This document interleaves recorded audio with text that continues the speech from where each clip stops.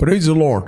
ಯೇಸು ಕ್ರಿಸ್ತನ ಹೆಸರಿನಲ್ಲಿ ಜಯದ ವಾಕ್ಯ ಈ ಕಾರ್ಯಕ್ರಮಕ್ಕೆ ನಿಮ್ಮನ್ನು ನಾನು ಸ್ವಾಗತಿಸ್ತಾ ಇದ್ದೇನೆ. ಬನ್ನಿ, ಇವತ್ತಿನ ದಿನವು ಕರ್ತನಿಂದ ನೇಮಿಸಲ್ಪಟ್ಟಿದೆ. ಇದನ್ನು ನಾವು ಆನಂದ ಪಡೋಣ, ಸಂತೋಷ ಪಡೋಣ. ಸಂತೋಷ ಆನಂದದೊಡನೆ ನಾವು ತಂದೆಯ ದೇವರನ್ನು ಆರಾಧಿಸುವ, ಆತನ ಮಹಿಮೆಪಡಿಸುವ, ಆತನ ನಾಮವನ್ನು ನಾವು ಮೇಲಕ್ಕೆತ್ತುವ. ಬನ್ನಿ, ನಾವು ದೇವರ ವಾಕ್ಯವನ್ನು ಧ್ಯಾನ ಮಾಡುವ ಮುಂಚೆ ಸ್ವಲ್ಪ ಹೊತ್ತು ನಾವು ಆರಾಧನೆಯಲ್ಲಿ ಕಳೆಯುವ, ಮತ್ತು ನಾವು ದೇವರ ವಾಕ್ಯವನ್ನು ಧ್ಯಾನ ಮಾಡುವ.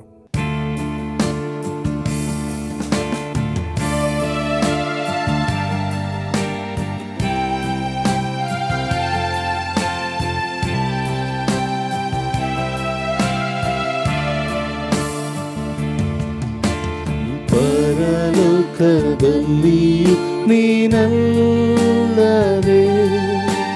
ಭೂಲೋಕದಲ್ಲಿಯೂ ನೀನಲ್ಲದೆ, ಮತ್ಯಾರು ನನಗೆ ಆಧಾರವಲ್ಲ. ನೀನೇ ನನ್ನ ಪಾಲು ದೇವರೇ. ಪರಲೋಕದಲ್ಲಿಯೂ ನೀನಲ್ಲದೆ, ಭೂಲೋಕದಲ್ಲಿಯೂ ನೀನಲ್ಲದೆ, ಮತ್ಯಾರು ನನಗೆ ಆಧಾರವಲ್ಲ. ನೀನೇ ನನ್ನ ಪಾಲು ದೇವರೇ.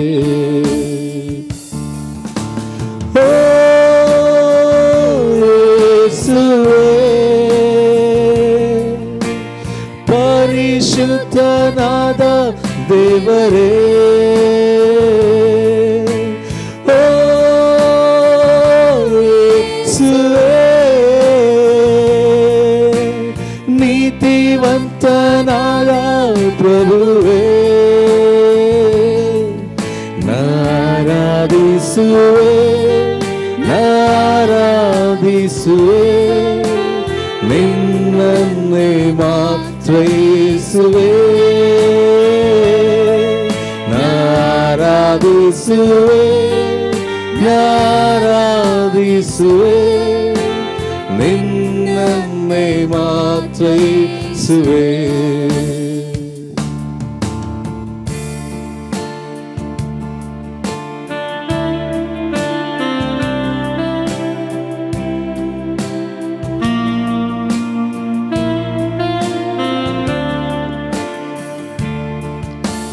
ನಿನ್ನ ಪ್ರೇಮಾನುಭವ ಜೀವಕ್ಕಿಂತಲೂ ಮನೋಹರವು, ಅತಿ ಶ್ರೇಷ್ಠವು.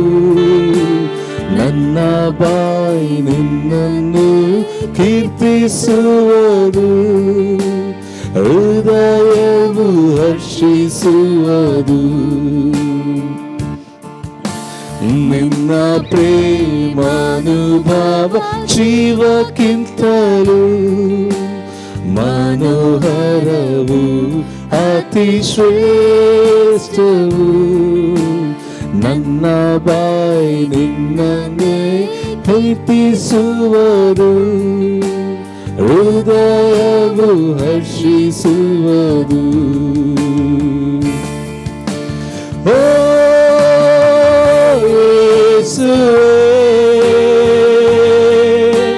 ಒಳ್ಳೆಯ ಕುರುಬನೇ, ಓ ಯೇಸುವೇ, ನನ್ನಯ ರಕ್ಷಕನೇ,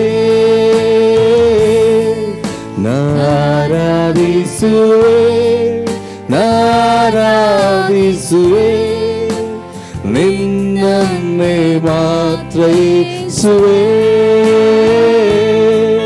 ನಾರಾಧಿಸುವೆ ನಾರಾಧಿಸುವೆ, ನಿನ್ನನ್ನೇ ಮಾತ್ರ ಯೇಸುವೇ. ನಿನ್ನನ್ನೇ ಮಾತ್ರ ಯೇಸುವೇ,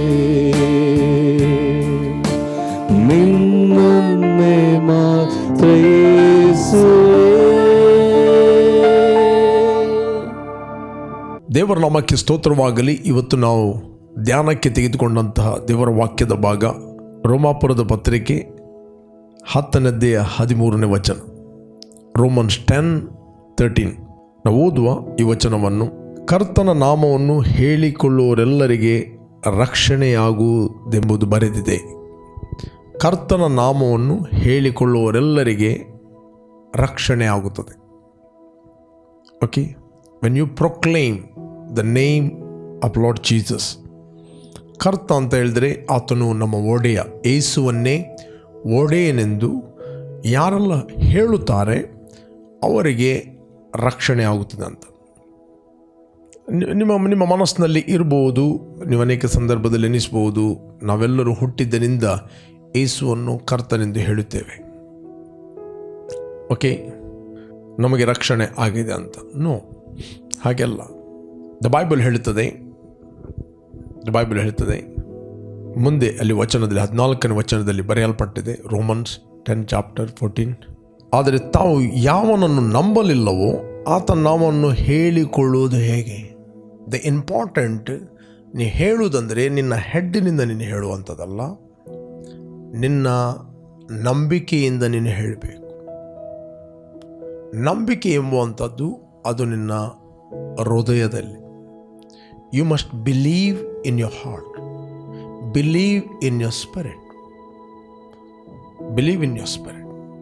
ಹೃದಯದಿಂದ ನಂಬಿ ಬಾಯಿಂದ ನಿನ್ನ ಹೃದಯದಲ್ಲಿ ಏನು ನಂಬಿದೆ ಅದನ್ನು ನೀನು ಅನೌನ್ಸ್ ಮಾಡೋದು. ಹೇಳುವುದಂದರೆ ನೀನು ಅನೌನ್ಸ್ ಮಾಡೋದು, ಯೇಸುವೆ ನನ್ನ ಒಡೆಯನೆಂದು, ಯೇಸುವೆ ನನ್ನ ಕರ್ತನೆಂದು. ಇಲ್ಲಿ ದೇವರ ವಾಕ್ಯ ಹೇಳ್ತದೆ. ಕೊರಿಂಥರಿಗೆ ಬರೆದ ಪತ್ರಿಕೆಯಲ್ಲಿ ನಾವು ಓದಿದರೆ ನಮಗೆ ಸಿಗ್ತದೆ. 12ನೇ ಅಧ್ಯಾಯ 3ನೇ ವಚನದಲ್ಲಿ, ಹೀಗಿರುವುದರಿಂದ ನಾನು ನಿಮಗೆ ತಿಳಿಸಿದ್ದನ್ನು ಕೇಳಿರಿ. ಹೀಗಿರುವುದರಿಂದ ನಾನು ನಿಮಗೆ ತಿಳಿಸುವುದನ್ನು ಕೇಳಿರಿ. ದೇವರ ಆತ್ಮನ ಪ್ರೇರಣೆಯಿಂದ ಮಾತಾಡುವ ಯಾವ ಮನುಷ್ಯನಾದರೂ ಯೇಸುವನ್ನು ಶಾಪಗ್ರಸ್ತನೆಂದು ಹೇಳುವುದಿಲ್ಲ, ಮತ್ತು ಪವಿತ್ರಾತ್ಮನ ಪ್ರೇರಣೆಯಿಂದಲೇ ಹೊರತು ಯಾವ ಮನುಷ್ಯನಾದರೂ ಯೇಸುವನ್ನು ಕರ್ತನೆಂದು ಹೇಳಲಾರನು.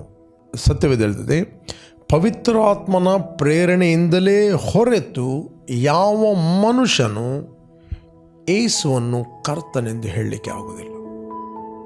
ಇವತ್ತು ಪ್ರತಿಯೊಂದು ಹೃದಯದಲ್ಲಿ ಕನ್ವೆಕ್ಷನನ್ನು ತರುವಾತನು, ಅರಿವನ್ನು ತರುವಾತನು ಬೇರೆ ಯಾರಲ್ಲ, ಪವಿತ್ರಾತ್ಮ. ಯೇಸು ಸ್ವಾಮಿ ಹೇಳಿದ, ಪವಿತ್ರಾತ್ಮನು ಬಂದಾಗ ಲೋಕಕ್ಕೆ ಪಾಪ, ನೀತಿ, ನ್ಯಾಯ ತೀರುವಿಕೆಯ ಬಗ್ಗೆ ಲೋಕಕ್ಕೆ ಅರಿವನ್ನು ಹುಟ್ಟಿಸುವಾತನು, ಅಂದರೆ ಕನ್ವೆಕ್ಷನನ್ನು ಹುಟ್ಟಿಸುವಾತನು ಪವಿತ್ರಾತ್ಮ. Without Holy Spirit we cannot preach the gospel. ನಾವು ಪವಿತ್ರಾತ್ಮನ ಸಹಾಯ ಇಲ್ಲದೆ, ಪವಿತ್ರಾತ್ಮನ ಪ್ರೇರೇಪಣೆ ಇಲ್ಲದೆ ನಾವು ಸಾರಿದ ಸುವಾರ್ತೆ ಅದು ವ್ಯರ್ಥ. ಮುಂದಿನ ವ್ಯಕ್ತಿಗೆ ಕನ್ವಿಕ್ಷನನ್ನು ತರುವಂಥದ್ದು, ಮುಂದಿನ ವ್ಯಕ್ತಿಗೆ ಪ್ರೇರೇಪಣೆಯನ್ನು ತರುವಂಥದ್ದು, ಮುಂದಿನ ವ್ಯಕ್ತಿಗೆ ಆತ್ಮಿಕ ಮನೋನೇತ್ರಗಳನ್ನು ಬೆಳಗಿಸುವ ಆತನು ಪರಿಶುದ್ಧ ಆತ್ಮನು. ಅದಕ್ಕೆ ದೇವರ ವಾಕ್ಯ ಹೇಳ್ತದೆ, ಪವಿತ್ರ ಆತ್ಮನ ಪ್ರೇರೇಪಣೆ ಇಲ್ಲದೆ ಯಾರು ಕೂಡ ಯೇಸುವನ್ನು ಕರ್ತನೆಂದು ಹೇಳಲಿಕ್ಕೆ ಆಗುವುದಿಲ್ಲ, ಹೇಳಲಾರನು ಅಂತ ಬೈಬಲ್ ಹೇಳ್ತದೆ. ಕರ್ತನೆಂದು ಹೇಳುವುದಿಲ್ಲ. ಇಲ್ಲಿ ರೋಮಾಪುರದ ಪತ್ರಿಕೆ 10ನೇ ಅಧ್ಯಾಯ ಇವತ್ತು ನಾವು ಧ್ಯಾನಕ್ಕೆ ತೆಗೆದುಕೊಂಡಂಥ ವಾಕ್ಯ, ಅದರಲ್ಲಿ ಬರೆಯಲ್ಪಟ್ಟಿದೆ, ಕರ್ತನ ನಾಮವನ್ನು ಹೇಳಿಕೊಳ್ಳುವವರೆಲ್ಲರಿಗೆ ರಕ್ಷಣೆ ಆಗುವುದು. ಆ ಕರ್ತ ಯಾರು? Is Jesus. ಯೇಸುವನ್ನೇ ಕರ್ತನೆಂದು ನಿನ್ನ ಬಾಯಿಂದ ಅರಿಕೆ ಮಾಡಿದೆ. ಓಕೆ, ಎಲ್ಲ ಕರ್ತರಲ್ಲ, ಯೇಸುವನ್ನೇ ಕರ್ತನೆಂದು ನಿನ್ನ ಬಾಯಿಂದ ಅರಿಕೆ ಮಾಡಿದರೆ. ಅಲ್ಲಿ ರೋಮಾಪುರದ ಪತ್ರಿಕೆಯಲ್ಲಿ ಬರೆಯಲ್ಪಟ್ಟಿದೆ 10ನೇ ಅಧ್ಯಾಯದಲ್ಲಿ 9ನೇ ವಚನ. ಅದೇನೆಂದರೆ, ನೀನು ಯೇಸುವನ್ನೇ ಕರ್ತನೆಂದು ಬಾಯಿಂದ ಅರಿಕೆ ಮಾಡಿಕೊಂಡು ದೇವರು ಆತನನ್ನು ಸತ್ತವರೊಳಗಿಂದ ಎಬ್ಬಿಸ್ತನೆಂದು ಹೃದಯದಿಂದ ನಂಬಿದರೆ ನಿನಗೆ ರಕ್ಷಣೆ ಆಗುವುದೆಂಬುದೇ. ನೀನು ಯೇಸುವನ್ನೇ ಕರ್ತನೆಂದು ಬಾಯಿಂದ ಅರಿಕೆ ಮಾಡಿಕೊಂಡು ದೇವರು ಆತನನ್ನು ಸತ್ತವರ ಒಳಗಿಂದ ಎಬ್ಬಿಸಿದನೆಂದು ನಿನ್ನ ಹೃದಯದಿಂದ ನಂಬಿದರೆ ನಿನಗೆ ರಕ್ಷಣೆ ಆಗುವುದು. ಇಲ್ಲಿ ಹಳೆ ಒಡಂಬಡಿಕೆಯಲ್ಲಿ ಬರೆದ ಮಾತನ್ನು ಇಲ್ಲಿ ಅಪೊಸ್ತಲ ಪೌಲ ಬರೆಯುತ್ತಾನೆ, ಕರ್ತನ ನಾಮವನ್ನು ಹೇಳುವವರೆಲ್ಲರಿಗೆ ರಕ್ಷಣೆ ಆಗುವುದೆಂಬುದೇ ಬರೆದಿದೆ. ಅಲ್ಲಿ 13ನೇ ವಚನ ಕರ್ತನ ನಾಮವನ್ನು ಹೇಳಿಕೊಳ್ಳುವವರೆಲ್ಲರಿಗೆ ರಕ್ಷಣೆಯಾಗುವುದೆಂದು ಬರೆದಿದೆ. ಕೆಲವು ಗುಂಪಿನವರು ಅವರು ಯೇಸುವನ್ನು ನಂಬುವುದಿಲ್ಲ. ಅವರು ಕೇವಲ ಯೆಹೋವ ಆತನೇ ಕರ್ತನೆಂದು ಹೇಳುವವರಿಗೆ ಮಾತ್ರ ರಕ್ಷಣೆ ಆಗುವುದೆಂದು. ಇನ್ನು ಇಲ್ಲಿ ಅಪೊಸ್ತಲ ಪೌಲ ಹೇಳ್ತಾನೆ, ಇದು ಆಲ್ರೆಡಿ ಹಳೆ ಒಡಂಬಡಿಕೆಯಲ್ಲಿ ಬರೆಯಲ್ಪಟ್ಟಿದೆ. ಕರ್ತನ ನಾಮವನ್ನು ಹೇಳುವವರೆಲ್ಲರಿಗೆ ರಕ್ಷಣೆ ಆಗುವುದೆಂದು ಬರೆಯಲ್ಪಟ್ಟಿದೆ. ಇಲ್ಲಿ 10-9 ವಚನದಲ್ಲಿ ಹೇಳ್ತದೆ, ನೀನು ಯೇಸುವನ್ನೇ ಕರ್ತನೆಂದು ಬಾಯಿಂದ ಅರಿಕೆ ಮಾಡಿಕೊಂಡು ಹೇಳಿಕೊಂಡು ಆತನನ್ನು ದೇವರು ಸತ್ತವರ ಒಳಗಿಂದ ಎಬ್ಬಿಸ್ತನೆಂದು ಹೃದಯದಿಂದ ನಂಬಿದರೆ ನಿನಗೆ ರಕ್ಷಣೆ ಆಗುವುದೆಂಬುದೇ. ಹೃದಯದಿಂದ ನಂಬುವುದರ ಮೂಲಕ ನಿನಗೆ ನೀತಿಯು ದೊರಕುತ್ತದೆ. ಬಾಯಿಂದ ಹೇಳುವುದರ ಮೂಲಕ, ಅರಿಕೆ ಮಾಡುವುದರ ಮೂಲಕ, ಅನೌನ್ಸ್ ಮಾಡುವುದರ ಮೂಲಕ, ಪ್ರೊಕ್ಲೇಮ್ ಮಾಡುವುದರ ಮೂಲಕ ನಿನಗೆ ರಕ್ಷಣೆ ಆಗುವುದು. ಇಲ್ಲಿ 14ನೇ ವಚನ ಹೇಳ್ತದೆ, ಆದರೆ ತಾವು ಯಾವನನ್ನು ನಂಬಲಿಲ್ಲವೋ ಆತನ ನಾಮವನ್ನು ಹೇಳಿಕೊಳ್ಳುವುದು ಹೇಗೆ? ಮತ್ತು ಆತನ ಸುದ್ದಿ ಕೇಳದಿರುವಲ್ಲಿ ಆತನ ನಂಬುವುದು ಹೇಗೆ? ಎಲ್ಲ ಲಿಂಕ್. ಅದು ಹೇಳಬೇಕಾದ್ರೆ ನೀನು ನಂಬಬೇಕಾದ್ರೆ ನೀನು ಸುದ್ದಿಯನ್ನು ಕೇಳಬೇಕಾದ್ರೆ ಯಾರಾದರೂ ಹೇಳಬೇಕಾದ್ರೆ ಯಾರಾದರೂ ಕಳುಹಿಸಲ್ಪಡಬೇಕು. Praise God. ನೀವು ನಂಬದಿದ್ದರೆ ಹೇಳಲಿಕ್ಕೆ ಆಗುವುದಿಲ್ಲ, ಕೇಳದಿದ್ದರೆ ನಂಬಲಿಕ್ಕೆ ಆಗುವುದಿಲ್ಲ, ಹೇಳುವವರಿಲ್ಲದಿದ್ದರೆ ಕೇಳಲಿಕ್ಕೆ ಆಗುವುದಿಲ್ಲ. ಅದಕ್ಕೆ ಅಪೊಸ್ತಲ ಪೌಲನು ಹೇಳ್ತಾನೆ, 2 ತಿಮೋತಿ 4:16 ವಚನ, ನಾನು ಮೊದಲನೇ ಸಾರಿ ಪ್ರತಿವಾದ ಮಾಡಿದಾಗ ಯಾರೂ ನನ್ನ ಕಡೆ ಆಗಲಿಲ್ಲ, ಎಲ್ಲರೂ ನನ್ನನ್ನು ಕೈಬಿಟ್ಟರು. ಇದು ಅವರ ಲೆಕ್ಕಕ್ಕೆ ಸೇರಿಸಲ್ಪಡದೆ ಇರಲಿ. ಇಲ್ಲಿ ಅಪೊಸ್ತಲ ಪೌಲನಿಗೆ ಎಲ್ಲರೂ ಕೈಬಿಟ್ಟಂಥ ಅನುಭವ, ಕೆಲವರು ಆತನು ಬಿಟ್ಟು ಹೋದ ಅನುಭವ. ಆತನೊಟ್ಟಿಗೆ ದೇಮ ಎಂಬವನಿದ್ದನು. ದೇಮವನು ಕೂಡ ಆತನು ಬಿಟ್ಟು ಹೋದ. ದೇಮ ಎಂಬವನು ಅಪೊಸ್ತಲ ಪೌಲನ ಒಟ್ಟಿಗೆ ಕ್ಲೋಸ್ ಆಗಿದ್ದ ವ್ಯಕ್ತಿ. ಇಲ್ಲಿ ಅವನು ಒಬ್ಬೊಬ್ಬನ ಬಗ್ಗೆ ಬರೀತಾನೆ 9ನೇ ವಚನದಲ್ಲಿ, ನನ್ನ ಬಳಿಗೆ ಬೇಗ ಬರುವುದಕ್ಕೆ ಪ್ರಯತ್ನ ಮಾಡು, ಯಾಕಂದರೆ ದೇಮನು ಈ ಲೋಕವನ್ನು ಪ್ರೀತಿಸಿ ನನ್ನನ್ನು ಬಿಟ್ಟು ಥೆಸಲೋನಿಕೆ ಹೋದನು. ಕ್ರಿಸ್ಕನು ಗಲಾತ್ಯಕ್ಕೂ, ತೀತನು ದಲ್ಮೆತಕ್ಕೂ ಹೋದರು. ಲೂಕನು ಮಾತ್ರ ನನ್ನ ಜೊತೆಯಲ್ಲಿದ್ದಾನೆ. ಮಾರ್ಕನನ್ನು ಸಂಗಡ ಕರ್ಕೊಂಡು ಬಾ, ಅವನು ನನಗೆ ಸೇವೆಗಾಗಿ ಉಪಯುಕ್ತನಾಗಿದ್ದಾನೆ.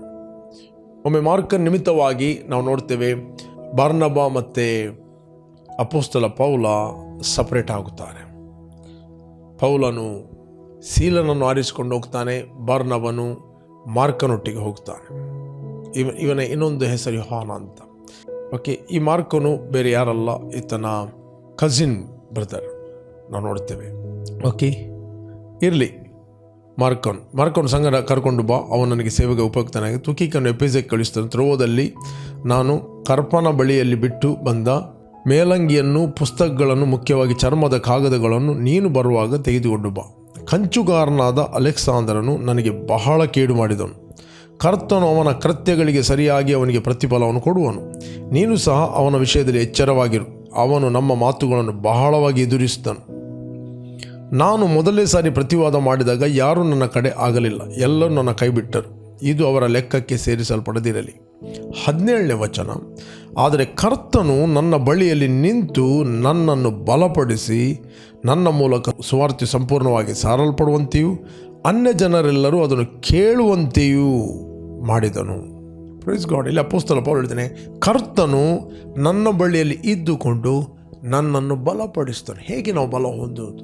ಥ್ರೂ ದ ವರ್ಡ್, ಮಾತುಗಳ ಮೂಲಕ, ವಾಕ್ಯಗಳ ಮೂಲಕ. ಕರ್ತನು ನನ್ನ ಸಂಗಡ ಇದ್ದುಕೊಂಡು, ನನ್ನ ಬಳಿಯಲ್ಲಿದ್ದುಕೊಂಡು ನನ್ನನ್ನು ಬಲಪಡಿಸಿದನು.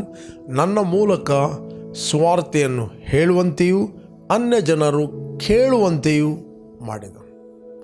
ಪ್ರೇರೆ, ಒಬ್ಬ ವ್ಯಕ್ತಿ ಕೇಳುವಂಥದ್ದು ಅದು ಪವಿತ್ರಾತ್ಮನ ಸಹಾಯ. ಪವಿತ್ರಾತ್ಮನ ಸಹಾಯ ಇಲ್ಲ ಅಂತ ಹೇಳಿದರೆ ಒಬ್ಬ ವ್ಯಕ್ತಿ ಕೇಳಲಿಕ್ಕೆ ಆಗೋದಿಲ್ಲ, ಅವನು ಕೇಳುವುದಿಲ್ಲ.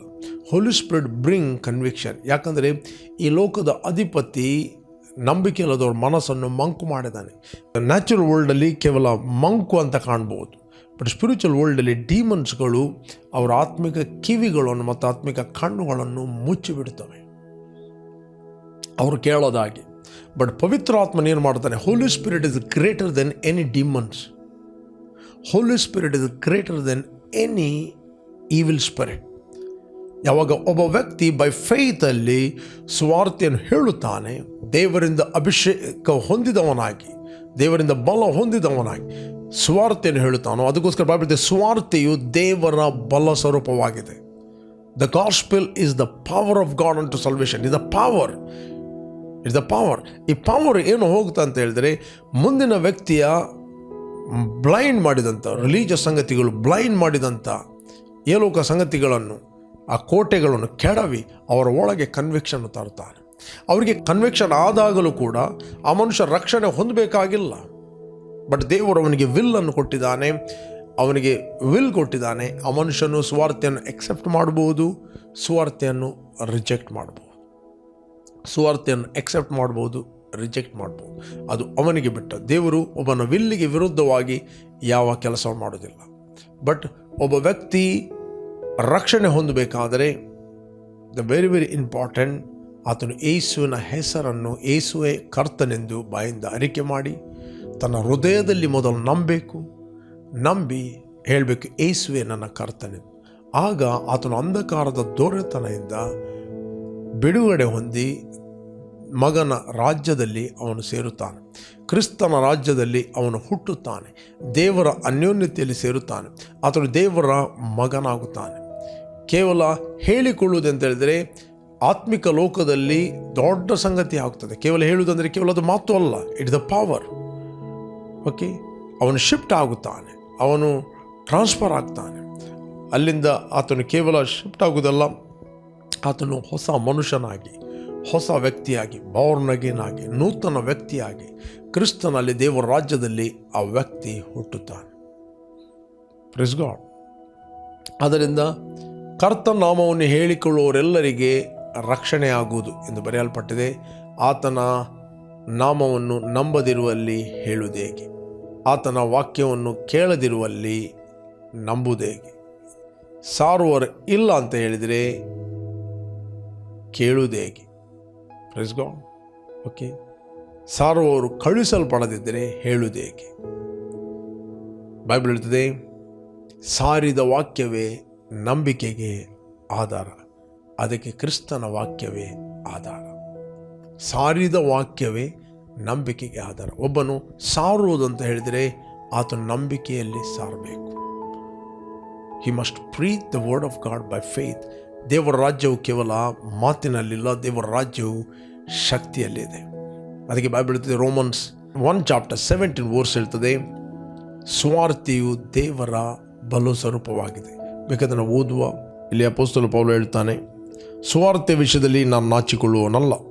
16ನೇ ವಚನ, ಆ ಸುವಾರ್ತೆಯು ದೇವರ ಬಲ ಸ್ವರೂಪವಾಗಿದ್ದು ಮೊದಲು ಯಹೂದ್ಯರಿಗೆ ಆಮೇಲೆ ಗ್ರೀಕರಿಗೆ ಅಂತೂ ನಂಬುವವರೆಲ್ಲರಿಗೆ ರಕ್ಷಣೆಯನ್ನು ಉಂಟು ಮಾಡುವಂಥದ್ದಾಗಿದೆ. ಮೊದಲು ಯಹೂದ್ಯರಿಗೆ ಆಮೇಲೆ ಗ್ರೀಕರಿಗೆ, ಯಾರೆಲ್ಲ ನಂಬುತ್ತಾರೆ ಅವರೆಲ್ಲರಿಗೂ ಅದು ರಕ್ಷಣೆಯನ್ನು ಉಂಟು ಮಾಡುತ್ತದೆ. It is the power. ನೀವು ಬೈ ಫೇತಲ್ಲಿ ಸುವಾರ್ತೆಯನ್ನು ಹೇಳುತ್ತಿರುವಾಗ, ಒಂದು ವೇಳೆ ನೀವು ಫೇಸ್ಬುಕ್ ಮೂಲಕ ಮಾತಾಡ್ಬೋದು, ಟಿ ವಿ ಮೂಲಕ ಮಾತಾಡ್ಬೋದು, ನೇರವಾಗಿ ಮಾತಾಡ್ಬೋದು, ಸಭೆಯಲ್ಲಿ ಮಾತಾಡ್ಬೋದು, ಸೆಲ್ ಲೀಡ್ ಗ್ರೂಪ್ಗಳಲ್ಲಿ ಮಾತಾಡ್ಬೋದು. ನಾನು ನಿಮಗೆ ಎನ್ಕರೇಜ್ ಮಾಡ್ತೇನೆ, ಅದನ್ನು ಬೈ ಫೇತಲ್ಲಿ ಮಾತಾಡ್ರಿ. ಓಕೆ, ನೀನು ಟಿ ವಿ ಮುಂದೆ ಮಾತಾಡುತ್ತಿರುವಾಗ ಅಥವಾ ಫೇಸ್ಬುಕ್ಕಲ್ಲಿ ನೀನು ಮಾತಾಡುತ್ತಿರುವಾಗ ಬೈ ಫೇತಲ್ಲಿ ಮಾತಾಡುತ್ತೆ. ಅದಕ್ಕೋಸ್ಕರ ಸಭೆಯಲ್ಲಿ ನೀನು ಮಾತಾಡುತ್ತಿರುವಾಗ ದೇವರ ವಾಕ್ಯವನ್ನು ಬೈ ಫೇತಲ್ಲಿ ಮಾತಾಡು. ಡೋಂಟ್ ಥಿಂಕ್ ಅಬೌಟ್ ಜನರ ಎಕ್ಸ್ಪ್ರೆಷನ್ ನೋಡಬೇಡ. ಜನರ ಎಕ್ಸ್ಪ್ರೆಷನ್ ನೋಡಿ ಮಾತಾಡುವಂಥದ್ದು ಫೇತ್ ಅಲ್ಲ. ಜನರು ರಿಸೀವ್ ಮಾಡಿದಾಗೆ ಮಾಡಲಿ ಅಥವಾ ಕಲ್ಲು ಗಂಬಾಗೆ ನಿಂತಾಗೆ ನಿಲ್ಲಿ, ಏನೇ ಮಾಡಲಿ, you preach the word of God by faith. ನೀನು ಫೇತಲ್ಲಿ ಮಾತಾಡಿದ್ದು ಪವಿತ್ರ ಆತ್ಮನು ಕಲ್ಲು ಬಂಡೆಯಂತಿರುವವರ ಹೃದಯಗಳನ್ನು ಕೂಡ ಮೆಲ್ಟ್ ಮಾಡುತ್ತಾನೆ. ದೇವರ ವಾಕ್ಯವು ಬೆಂಕಿಗೂ ಬಂಡೆಯನ್ನು ಒಡೆಯುವ ಚಮಟಿಗೆಗೂ ಸಮಾನವಾಗಿದೆ. You preach the word of God. ನೀನು ದೇವರ ವಾಕ್ಯವನ್ನು ನಂಬಿಕೆಯಲ್ಲಿ ಹೇಳು. ಯಾರಾದರೂ ನೀವು ಸುವಾರ್ತೆಯನ್ನು ಸಾರ್ತಾ ಇದ್ದೀರಿ, ಡೋಂಟ್ ಬಿ ಡಿಸ್ಕರೇಜ್. ನೀವು ಮಾತಾಡಿದ ಮಾತು ಅದು ಯಾವತ್ತೂ ಬಿದ್ದು ಹೋಗುವುದಿಲ್ಲ. ನೀವತ್ತು ಮಾತಾಡುತ್ತೀರಿ, ನೀವು ಹೋಗ್ಬೋದು. ಫೇತಲ್ಲಿ ಮಾತಾಡಿದ ಮಾತು ಅದು ನಿಲ್ಲುತ್ತದೆ, ಅದು ಕಂಟಿನ್ಯೂ ಆಗಿ ಆ ವ್ಯಕ್ತಿಯ ಬೆನ್ನು ಹಿಡಿಯುತ್ತದೆ, ಅದು ಕಂಟಿನ್ಯೂ ಆಗಿ ಆ ವ್ಯಕ್ತಿ ಹತ್ರ ಮಾತಾಡುತ್ತದೆ. ಈಗ ಆತನು ಕೇಳದವನಾಗಿ ಮಾಡಬಹುದು, ಬಟ್ ಆ ವಾಕ್ಯ ಅವನನ್ನು ಬೆನ್ನು ಹಿಡಿತದೆ. ಕಾಣದ ಲೋಕದಲ್ಲಿರುವ ದೇವರು ಆ ವಾಕ್ಯವನ್ನು ನೆರವೇರಿಸಲಿಕ್ಕೆ, ಆ ವಾಕ್ಯವನ್ನು ಫಾಲೋ ಮಾಡಲಿಕ್ಕೆ ಅವರು ರೆಡಿಯಾಗಿದ್ದಾರೆ. You preaching the word of God means you releasing heaven on earth.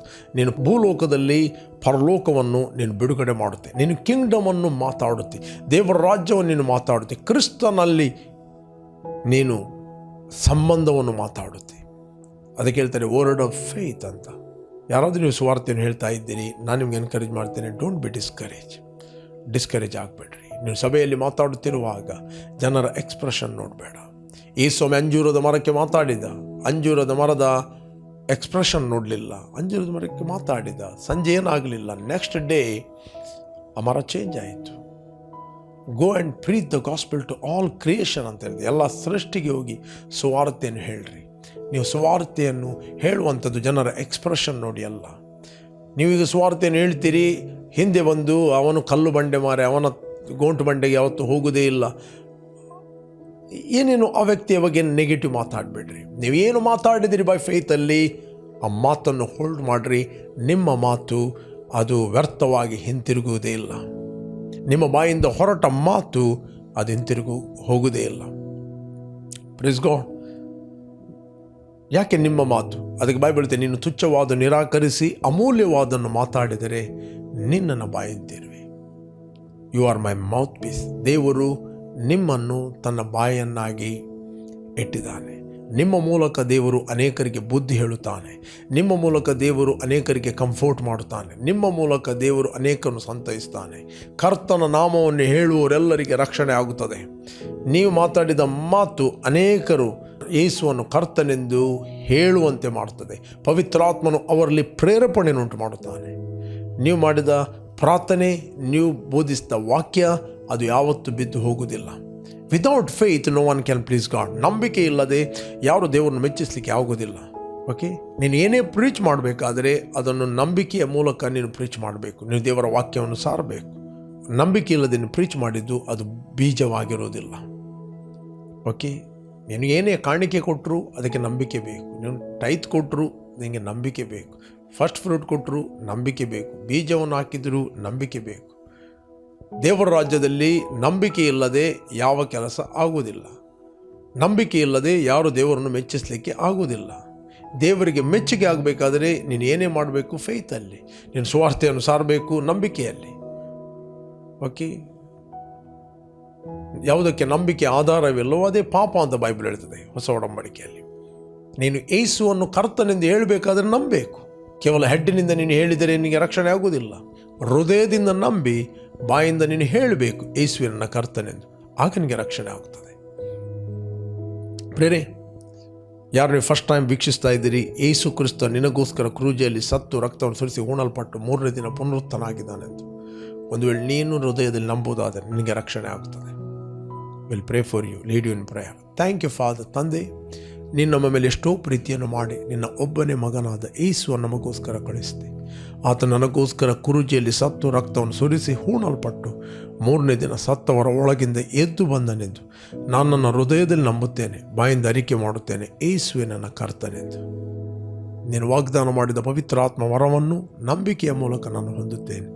ನಾನು ನಂಬುತ್ತೇನೆ, ನನಗೆ ರಕ್ಷಣೆ ಆಯಿತು. Thank you Lord. ತಂದೆ, ನಿನ್ನ ವಾಕ್ಯ ಹೇಳಿದೆ, ಕರ್ತನ ನಾಮವನ್ನು ಹೇಳುವವರೆಲ್ಲರಿಗೆ ರಕ್ಷಣೆ ಆಗುವುದು. ಅನೇಕರು ನಿನ್ನ ಪ್ರೀತಿಯನ್ನು ಅಂಗೀಕಾರ ಮಾಡುವಂತೆ ಅನೇಕರಲ್ಲಿ ನೀನು ಕನ್ವಿಕ್ಷನ್ ಉಂಟು ಮಾಡಬೇಕಾಗಿ ನಾವು ಕೇಳಿಕೊಳ್ಳುವರಾಗಿದ್ದೇವೆ. ಮತ್ತು ಯಾವಾಗ ನಿನ್ನ ಸುವಾರ್ತೆಯನ್ನು ನಾವು ಹೇಳುವಂತೆ ನಮ್ಮ ಬಾಯಲ್ಲಿ ಕಾಲೋಚಿತವಾದ ಮಾತುಗಳನ್ನು ನಿನ್ನ ಆತ್ಮನ ಮೂಲಕ ಹಾಕುವನಾಗಿದ್ದೆ. ಅದಕ್ಕೋಸ್ಕರ ಸ್ತೋತ್ರ ಯೇಸು ನಾಮದಲ್ಲಿ ತಂದೆ. Amen, amen, amen. Praise God. Okay, ಯಾರು ನೀವು ಬರ್ತ್ಡೇ ಮತ್ತು ವೆಡ್ಡಿಂಗ್ ಆ್ಯನಿವರ್ಸರಿಯನ್ನು ಸೆಲೆಬ್ರೇಟ್ ಮಾಡ್ತಾ ಇದ್ದೀರಿ, ನಿಮಗೋಸ್ಕರ ನಾವು ಪ್ರಾರ್ಥನೆ ಮಾಡ್ತೇವೆ. Blessed happy birthday and blessed happy wedding anniversary. ತಂದೆ, ಯಾರು ಇವತ್ತು ಬರ್ತ್ಡೇ ಮತ್ತು ವೆಡ್ಡಿಂಗ್ ಆ್ಯನಿವರ್ಸರಿಯನ್ನು ಸೆಲೆಬ್ರೇಟ್ ಮಾಡ್ತಾ ಇದ್ದರು, ಇವರು ಫ್ರೂಟ್ಫುಲ್ ಆಗಲಿ, ಬ್ಲೆಸ್ ಆಗಲಿ. ಕೆಡುಕನ ಎಲ್ಲ ಕೈಗಳಿಂದ ಇವರನ್ನು ತಪ್ಪಿಸಿ ಕಾಪಾಡಬೇಕಾಗಿ ನಾವು ಪ್ರಾರ್ಥಿಸ್ತೇವೆ ಯೇಸು ನಾಮದಲ್ಲಿ ತಂದೆ. Amen, amen, amen. ಓಕೆ, ಜಯದ ವಾಕ್ಯ ಈ ಕಾರ್ಯಕ್ರಮವನ್ನು ಪ್ರತಿದಿನ ಬೆಳಿಗ್ಗೆ ಬಿಗ್ ಜೆ ಟಿವಿಯಲ್ಲಿ 7 ಗಂಟೆಯಿಂದ 7:30ಕ್ಕೆ ವೀಕ್ಷಿಸಿರಿ. 7:30ರಿಂದ 8 ಗಂಟೆ ಇದೇ ಕಾರ್ಯಕ್ರಮವನ್ನು ನಮ್ಮ ಯೂಟ್ಯೂಬ್ ಚಾನಲಲ್ಲಿ ವೀಕ್ಷಿಸ್ಬೋದು. ನಮ್ಮ YouTube channel word of victory Udupi. Okay, Facebook ಮತ್ತು ಯೂಟ್ಯೂಬಲ್ಲಿ ವರ್ಡ್ ಆಫ್ ವಿಕ್ಟ್ರಿ ಸಂಜೆ ನಾನು 7 ಗಂಟೆಯಿಂದ 8 ಗಂಟೆಗೆ ಮಾತಾಡುತ್ತೇನೆ. ಯೂಟ್ಯೂಬಲ್ಲಿ 7:15 7:20 ಆಗ್ತದೆ. ಬನ್ನಿ, ನಮ್ಮೊಟ್ಟಿಗೆ ಜಾಯ್ನ್ ಆಗಿ. ವೆಬ್ಸೈಟ್ ಇದೆ wordofvictory.in ಅಂತ. ಅದರಲ್ಲಿ ಸ್ಪೀಕ್ ಲೈಫ್ ಅಂತ ನೀವು ಕ್ಲಿಕ್ ಮಾಡಿದರೆ ನಿಮಗೆ 4 ಭಾಷೆಯಲ್ಲಿ ಅರಿಕೆ ಸಿಗ್ತದೆ: Kannada, English, Hindi, Konkani. Okay, you are bless. Jesus loves you. Amen.